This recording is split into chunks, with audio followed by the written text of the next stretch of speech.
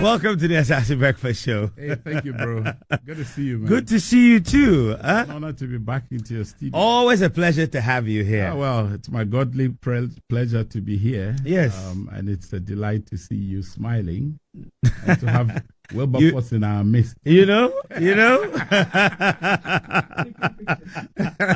Wilberforce is busy taking photos in the studio. Paparazzi for the moment. I tell you. But good to have you in here. And I know that, you're a family enrichment advocate, practitioner, enthusiast, consultant, all of it. Apostle. I'm simply a healthy homes advocate. Absolutely, a healthy homes advocate. Yes, and in the home you'll find male and female. Yes. And just as I said earlier, boys seem to get left out very easily because there's a lot of focus on this whole gender equity. Seems to look at, let's empower women, and then we forget to raise men. Or boys to become men who can coexist with empowered women. Yeah, I mean, it is a sad reality today. And it has a history. We must remember. And as you know already, I'm a father of 2 daughters. That's right. So anything to go for my girls, I'll be upbeat about it. Mm-hmm. And 75% of the people I interact with in terms of talk therapy are females. And my first book was about women. So the issues of women are of great concern to me. That's right. But in our effort to address seemingly disparity between males and females, there has been an unfortunate reverse discrimination. Okay. Which the boys are suffering.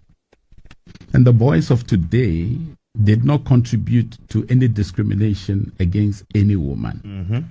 And yet, simply because the theory is the fathers have eaten sour grapes and the children's teeth have been set on edge, these young boys are having to bear the brunt of this unfortunate situation where it appears they've been abandoned. They've been left to themselves, literally, because males mostly want to be loners. If they need company for other reasons, And the boys have inadvertently also picked that trait.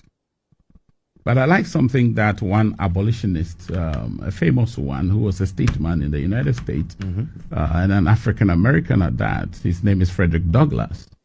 And he says, and I quote, "It is easier to build strong children than to repair broken men." Yeah. And the one who founded the Chick-fil-A says that it is better to build boys than to mend men. This was one book he published in 2004. And when I read it, I realized how terrible the state of boys have been. And we all have been witnesses to the concerns that parents are registering when it comes to boys. That's right. When I go for graduation ceremonies, whether it's early childhood graduates, whether it's primary school graduates transiting into junior high school, where you go to junior high school graduations, and then you go to senior high school graduations and come to tertiary. I sat on a tertiary campus for 15 years. That's right. And then moved recently into a Christian high school. I see how the boys are not turning out well. And it is not by design. It is inadvertent occurrence that has happened. So I'm not ready to bash anybody. But mine is to sound the trumpet, blow the alarm, and call an assembly. Why? Because the girls are being empowered, like my daughters. They are really empowered. But I teach them that you don't have to be independent, because no man wants to live with a woman who wants to be independent of him. Because if you read The 7 Habits of Highly Effective People by Steve Covey, he talks about 3 existential levels of people. First is dependency, second is independence, and the third is interdependence. Interdependence, yeah. which is the highest place to be, to interdepend on others. That symbiotic engagement between you and another is important. Yeah. So here you have a young man who is being so disempowered, living with a woman who is that empowered. There is some disequilibrium right away. And that will not create harmony. Yeah. So you see the situation of the boys at graduation breast themselves like this, and they are watching. The first 10 are girls. Then sparingly a boy shows up, 2, 3 boys. Then the rest will be girls. Then as some boys show up, it's almost like they are interspersed between girls who are rising. What shocked me recently was in one school, the head prefect of the school was going to be a girl, and the boys were protesting. Oh, wow. And I was worried. Why should it be so? Yeah. It is because they feel threatened and they are insecure around the person. So think about it, Nhyira. If these people grow up as men and go into the corporate space, they can't countenance a woman being in authority. Because that coexistence is something that has threatened them from an early age. We need them. So there's a conversation. We have a thematic area we call social savviness. And under social savviness, we bring 3 generations of women and 3 generations of young ladies. And you know the conversation they have. The women discuss how to relate with your mother and a woman in authority over you. And these are boys from age 8 to 22. Then the second conversation is how to relate with your sister and your female peers rightly. Because rather than see the girl as a target to be shot down, which I see, that's why I propose the theory of the Pampana syndrome amongst many men. Because they see every girl in sight as an opportunity never to be missed. Yeah. And we grew up with Pampana as a game, where it was a cowboy game where you shot the opposing person until the last person dies. And then you have won. Yeah. And there are men, he sees a fair-colored lady, Bushia, I've shot you down. He sees a plump lady, Bushia, a tall lady, Bushia, you know, and it breaks my heart to see those things. Women are not opportunity not to be missed. They are people who have dignity and ought to be related with as such. Absolutely. Why should we see them as opportunities never to be missed? So in our social savviness conversation, this year we are introducing what we call the noble men conversation. Oh, fantastic. Where we are bringing 3 distinct noble men to sit with another young man. I'm sure you know Fifi Folson. Yes. And Fifi is going to sit with these noble men to have a conversation on how their journey has been from boyhood to adolescence and then now as man. And these boys are going to listen to them. Absolutely. You know, last year something happened. There was a boy who came. He was officially our youngest camper. Even though there was someone who was younger than him there. He was there because his father is the photographer. But our official camper was the youngest, was 8 years. And we have a commissioning service where these boys pledge their fidelity to values and principles. Because our slogan is brave hearts, bold habits. Okay. Because you can't have bold habits unless you are brave heart. You've got to have a spine to have a sensible lifestyle.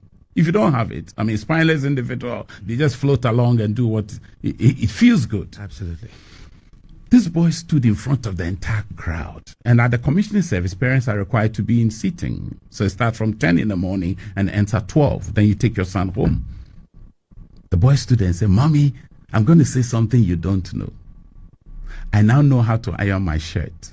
No, you should have seen it. For an 8-year-old boy to come to a 1-week camp and his chaperone, because for every 10 boys, we have a chaperone who sleeps in the same dormitory with them. He sits at the same table to observe table manners. He checks on them. He has devotions with them, hold discussions with them, and ensure that they attend meetings on time and are appropriately behaved. Wow. And the boy said to the audience, "I now know how to iron my own shirt." And this was by a chaperone who decided to pour his life into this boy. I remember when I was in secondary school, Form 5, I was training boys in year 1 how to iron. Some didn't know how to wash. We had to do that. And it is a mentoring process that can achieve that. So these boys come for 1 week. This year, unfortunately, for constraints of time and resources, we're doing 5 days. Okay. But next year, we're going to 7 days. Yeah, instead of 7 days. Okay. And we always have an out-of-camp experience. Last year, we went to Akosombo. Some of you may have seen our pictures on the Adomi Bridge, where we got the soldiers and the police officers there to stop traffic for you, yes, for us to be in the center and take pictures. You know, the boys we have something we call roar like a lion, so we all were roaring. That's really beautiful. And it's fun to be with these boys. Yeah. And this year we are going to the Papaye facility in the Eastern region, Kokondru. Yeah, that's where we're going. Yes, yeah, I know. I'm aware. My friend Randy Osan is there. Yes. You know, so he was the first to have taken me to the place, and he shared how his grandfather was very much in the traditional take of things. So we're taking them there for the out of camp site experience. Now, some of the conversations we are having with these boys include masculinity matters. Mm-hmm. In an age where there have been the drumming home of toxic masculinity, somebody must show the boy authentic masculinity. Yeah. Masculinity matters. We need masculine figures. Yeah. Because gradually, it is almost becoming a norm now that if you're masculine, you are toxic. But if you are effeminate, you are celebrated. Mm-hmm. Mm-hmm. So see how our boys are now transiting into something they are not supposed to be. Who is highlighting positive side of masculinity?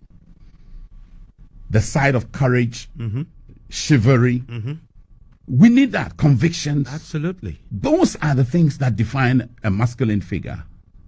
There's also the compassion. There's the care. Mm-hmm. It doesn't make you weak. Absolutely. Because you carry virtues and you carry also a passion to engage individuals. Yeah. You know, so you cannot talk about courage without talking about compassion. True. To someone who wants to build authentic masculinity. Then we're also going to look at sound spirituality. Mm-hmm. There's too much chaos around spirituality. Now, we want to discuss this with these boys as early as they, because spirituality is not meant to intimidate another. It's not meant to be something that you hoist around you and throw your weight about as though you are larger than life. And so we want to take a journey on this. Then we're also going to look at sane sexuality. If there's a place where the battle lines are really drawn, they are the area of masculinity and sexuality. Yeah. And sexuality basically is who you are and how you relate. So we're going to deal with these with the boys. And we want to make sure that these boys understand that, yeah, your sexuality is something that is designed. It's not an occurrence of accident. Mm-hmm. Now, if it is designed, it means that there is a template for you to appropriately express same. Mm-hmm. Now, if you do so at the wrong time, you would bite your fingers. You will have your fingers bent. Mm-hmm. So we want them to avoid these things and be able to construct a new life for themselves as young boys, as young as they are. I mean, the early bloomers enter at age 8. The late bloomers enter at age 10. And then we give them an extension, either 21 or 22. So for the early bloomers, 21, you are okay. For the late bloomers, 22 is what is the cutoff for them. Mm-hmm. And it's not a crowd event. As you know, none of my events is a crowd event because we are not looking for numbers. We are looking to input qualitatively into the lives of these boys. And this year we are using a facility around North Legon. Okay. It's called the Camp Elim. It's a beautiful facility. I mean, if you see the pictures that I posted on social media, everybody was asking, is it in Ghana? Yes, it is. Camp Elim is in Accra here, North Legon. And the date is Wednesday, the 6th of August. Okay. And we close on Sunday, the 10th of August. Right. They arrive at 12 noon. We're deliberate about everything. Reporting is exactly 12 noon. Okay. Departure is exactly 12 noon. Right. Because we're talking about habits forming. Mm-hmm. And one of the things about habits formation is consistency and clarity. Yeah. If young boys get it clear, they are able to keep it as a consistent pattern of their lives. So that's kind of what we do. We're bringing a guy who will be there to do what we call an opportunity, which is early morning aerobics. every morning, this guy is going to be there with them. I mean, Kofi Shiro is his name. Kofi Shiro is a musician and also a fitness guy, and he's going to be with us. Originally, most of my events have been done by the Ghana Navy. They come to take us through the aerobics. But this time we're bringing Kofi Shiro to be with these boys. He himself is staying in-house and going to connect with these boys and making sure that their fitness is taken care of. And for our healthcare, the Pentecost Hospital generously and graciously have accepted to send personnel, competent personnel, to also help us. And Clo Farm is also one pharmacy that will be sells providing medical diagnosis, and they are also going to support us with a post for our healthcare needs. Okay. It's been a journey. And last year, as I watched these boys, close to 120 boys, and I looked at them, I had a session with each boy before they left. Wow. Wonderful. I made sure I sat one-on-one with each boy before they left, because you impress people from a distance, but you impact them when they are close to you. Close, yeah. And so I wanted these boys to come close to me as camp director to be impacted. I was impacted by some fine elderly fellows. And so this is the kind of curriculum we're going to use. Okay. Well, I'm looking forward to it. Yeah. So, Brave Boys Boot Camp is happening from the 6th of August to the 10th. Yes, sir. Arrival at midday, departure at midday on the Sunday. If someone's listening to us and wants to get their children enrolled, all right, how do they go about it? Okay, to read the camp director, which is myself, is 020-936-9199. 020-936-9199. All you need to do is just send me a WhatsApp. Okay. I'll send you the link to sign up your son. Then if you want to read the camp commandant, he's Fifi, and it's 02445 396 715. Okay. May I repeat that again? 0245 396 715. And that's Fifi. That's the camp commandant. Okay. And our slogan is brave hearts, bold habits. So I'm going to say it and you respond. Okay. Brave hearts, bold habits. That's it. You got it, man. I like it. No, this is very important because I think that if the world is going to be a good place or a better place, we cannot focus on empowering the girl child to the inadvertent detriment of the boy child. In fact, I have good news for you. I've been approached by a lot of mothers. I recently had Prince Emmanuel Adventist Church, not far from here, had a retreat at Chills Resort. 3 days, fathers and sons retreat. No, that's good. And we're what we call a better man project. I like that. Now, do you know what happened? After the event, the young boys that sat in my caucus said to me, "Uncle, are you going to do the same thing for daughters and mothers?" You see the heart of the boys? If you're giving us this good package, give one to the ladies as well. And so, by God's kind grace, next year we're introducing what we call the Triple L Camps for Girls. Okay. Focusing on ladyship, leadership, and legacy. I love it. Leadership, and legacy. Because you see, the concept of leadership is a woman who is the epitome of social standards, an embodiment and one who exudes honor. Is that what we see today? Copiously. Copiously absent. And so, mothers and fathers out there, next year we're going to knock on the doors of corporate groups. Right now, I have 40 boys that are desirous of coming to the camp. Okay. But they don't have the resources. Okay. So, you could talk to the commandant. Anyone out there who is listening and you think you can sponsor a boy to participate, please just give us a shout out. Send me a WhatsApp. Send the commandant a WhatsApp. We'll reach out to you. No amount is too small. It will be appreciated. Significantly. That would be going into, augmenting the life of tomorrow's leader. And thank you, Asaase, for being a great partner to all the events that the Lord gives me the passion. You're a great partner of ours, and we benkum ni nifa. Nifani benkum jari. That's the symbiotic relationship. Absolutely, you know, absolutely, and we greatly appreciate the partnership and the support that you've given to us. And we can only wish you all the very best. But we're grateful. We should have you back for another conversation. I'm really excited about this camp and the prospects of the very, very near future. Thank you for watching. Like, comment, share, and subscribe.